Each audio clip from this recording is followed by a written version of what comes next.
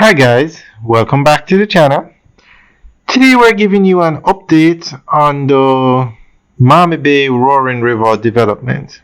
This is the massive development that China Harbour Engineering Company is doing in Mamme Bay.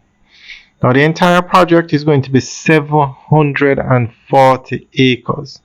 However, phase 1, which is what we're looking at now,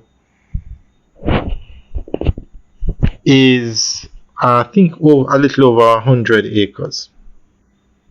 160 acres.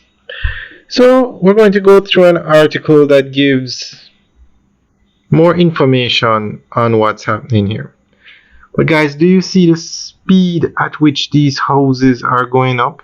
Phase 1 is scheduled to finish next year, 2026, and they seem to be on track. These homes are going up very quickly. Of course, you know, China Harbour Engineering Company is one of the largest contractors in the world. So I guess we shouldn't be surprised at how quickly they're going up. The China Harbour Engineering Company has launched one of Jamaica's most ambitious private residential and commercial developments to date, a multi-phase project located in Roaring River, Mamme Bay, St. Anne. Designed as part of a broader push to modernize infrastructure, increase housing stock, and unlock new economic opportunities along Jamaica's north coast, the development reflects the country's shifting urban and investment priorities. The land on which the project is being developed, approximately 740 acres, was granted to CHEC under a land for investment agreement tied to the North-South Highway concession. This arrangement reflects Jamaica's innovative approach to financing large-scale infrastructure through long-term public-private partnerships. In exchange for constructing a critical portion of Highway 2000, CHEC received land rights to develop non-toll revenue projects like this one. The Roaring River development will be rolled out in 6 phases over a 5 to 6 year timeline, with completion expected by 2030.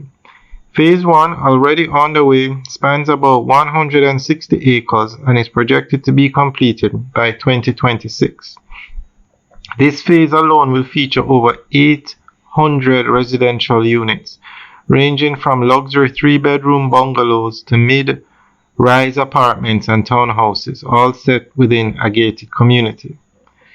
The design includes a mix of single-family homes and multi-family dwellings, catering to both returning residents and the growing middle and upper-income local market. Future phases will incorporate commercial zones, educational facilities, recreational areas, and community infrastructure, creating a self-contained master-planned township. Alright guys, that's the end of the update article. Let us know what you think. Leave your comments in the section below. Alright guys, have a good day.